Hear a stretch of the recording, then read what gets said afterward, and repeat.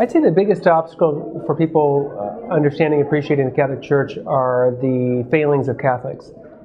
If every Catholic were heroically generous, kind, loving, etc., I think that there still would be some misunderstandings, but I think that the vast majority of the problem really wouldn't be a problem, because people would really be interested and attracted to the lives these people are living. Because I think what the church teaches is very important, but how people in the church live it out is, it seems to me, even more important. Because, you know, you can say whatever you want, but when people see a living example of someone who's really trying to love God and trying to love neighbor, I think that's very, very powerful. And then the reverse, when you have people that are Catholic, but, you know, they're really failing in manifest ways, and not just failing, because we all fail, but not trying to move in the right direction and repenting and turning and having a conversion, I think that's where the real problem is.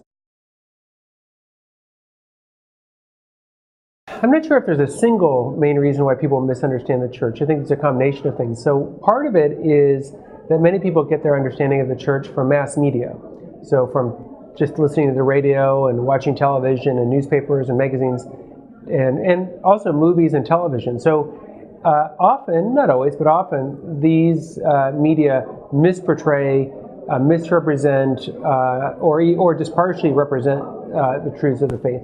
So that's part of it. Another part of it, I think, though, is that in many places, the catechesis, the instruction of Catholics, is not very robust. So there are many people who are, you know, Catholic, raised, but they really don't understand things very well. And so, you know, when people ask them, they're not able to explain or communicate what the church teaches very well. So I think both of those things are factors. Well, I think that the marriage issue is very important in our society, and when people have their minds made up, sometimes it's hard to switch their minds. And this is true not just of the same-sex marriage issue, but about abortion or many other issues.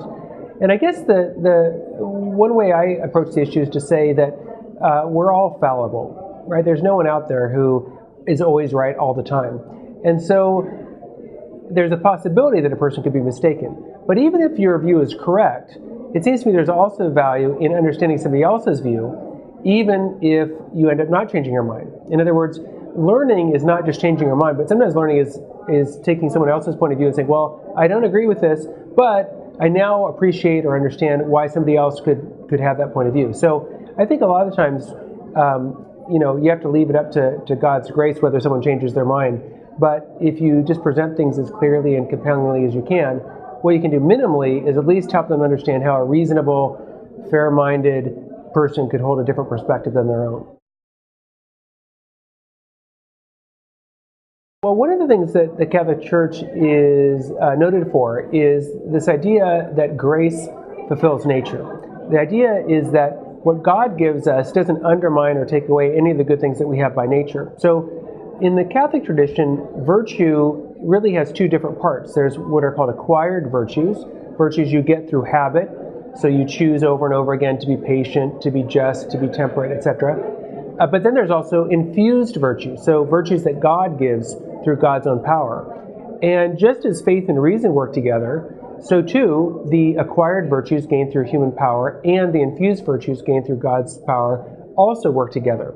So really, to fully flourish as a human being, we really need both. We need the acquired virtues, we need to do what we can do on our side, but we also need God's help and the infused virtues. And really, a fully flourishing person is going to have both kinds of virtue.